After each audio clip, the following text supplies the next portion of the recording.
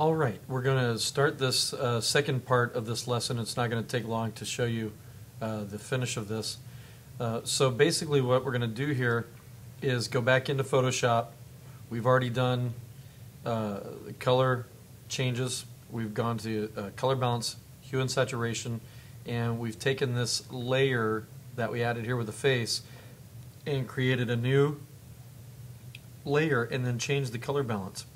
Not so that it's completely green, not so that it's a perfect green. We got it to the green color that is as good or as close to what we can get. But what we want to do here is make sure that we get the colors as close as we can, even if they're not 100% perfect, okay? So what we're going to do now is we're going to change the color levels of this project. So with the red, green, and blue. And so we're going to go to our image menu here, and we are still selected on our face layer.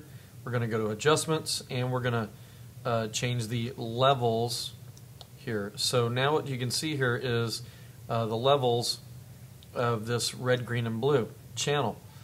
We can be very specific here and change red, green, or blue, or just all of them together. So let's see what happens here. There you go. We're changing, obviously, the dark handle here on the slider is the darkness, and we can get this to look very, very nicely or not. So it's really what we want to see here is up to you.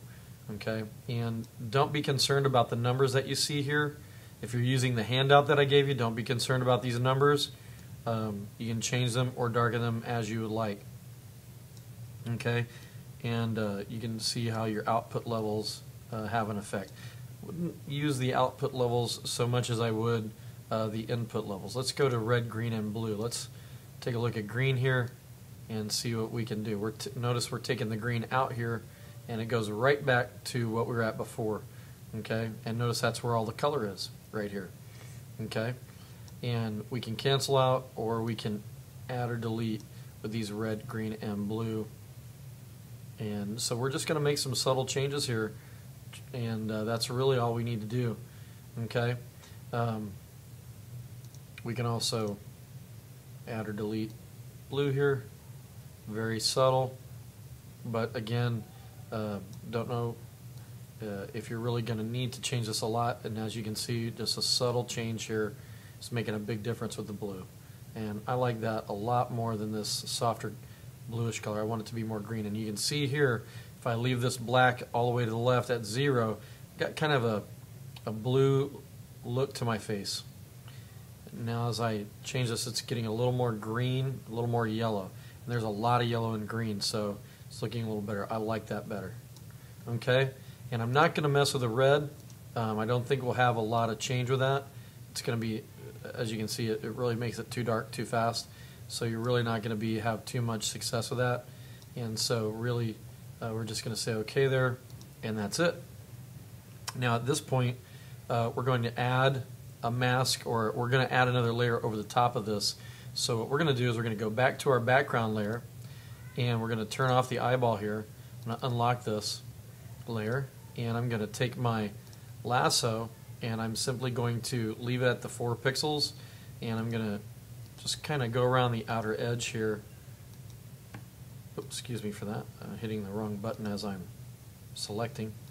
And there we go. I'm just going to go around the outer edge, staying away from the darkest part of the apple, which is on the outer edges. And oh, it's not letting me finish up here. There we go. Now I've got this. Now what I'm going to do is duplicate this. So I'm going to go to Layer, and I'm going to create a duplicate layer, and this layer is going to go on top, but what we're going to do is we're going to make this layer, instead of being normal, we're going to take this and make it a soft light, and we're also going to mess around with the opacity here once we move this up on top so that we can see the face layer. And what you don't notice is the texture of the apple. If there was another fruit that we're using, such as like the pear, which has a lot of pock marks on it, if we had a strawberry, which has a lot of seeds on the outside of it, a pineapple has a lot of texture on the outside of that fruit, then we would definitely want to use this soft light to give more texture to our face. All right? And so we're going to add that, and it just helps to build in the realness and helps to hide some of the shadowing of the outer edge of our face. So we're building that in. And now what I'm going to do is I'm going to go back to my face layer, and I'm actually going to erase, take my eraser here, and I'm going to erase out a portion of my nose. I'll go with a smaller brush, and I'm not selected correctly on this layer here, so I'm actually going to go back here and finish up what we just did. I'm going to apply or save, and save our work here, and now I can get rid of this this layer here without having any issues. And so what we'll do is let this think for a moment, and oops, accidentally created a new layer there, and now we can come in and turn these off without any issues. And now I'm going to come back in with my eraser tool and decide what area I want to get rid of, and I'm going to just come right in here and erase out this area here. Might even erase out a little bit under here, as I just want to have the part of my nose that shows the most there. And now we'll see what we get here when we turn this back on, and that does look a little bit better. There we go. But you'll notice I do have kind of a light spot right in through here. We can fix that later. I actually don't mind that so much, but we can come back in and darken that up. And now you can see that this is pretty much done. Although my eyes are not wide enough, what we'll do is add another mask layer of my face and just drop the eyes in. Okay?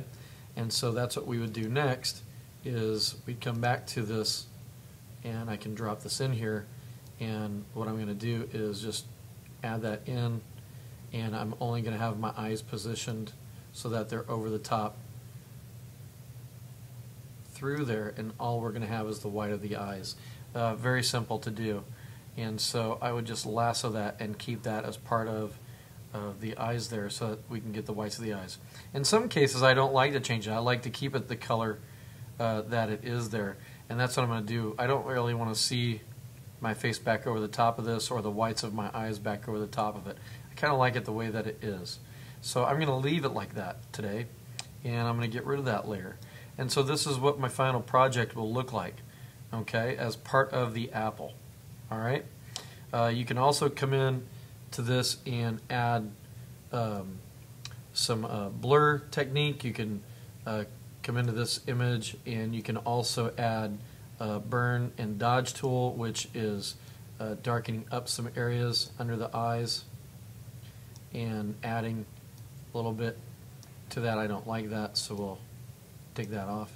And so you can actually add to it or delete parts of it, and you know, add to and delete areas that need to be darker or lighter or cleaned up. But you have to decide what you like and don't like. Ultimately you are the artist that's making the decisions here. I'm trying to step backwards and get rid of a little bit of what I just did there, and so you can see how that works for you. So good luck. If you need help, come and ask me for help in class, or you can email me. This really is not a difficult project to do as long as you follow the steps in the handout or in this lesson.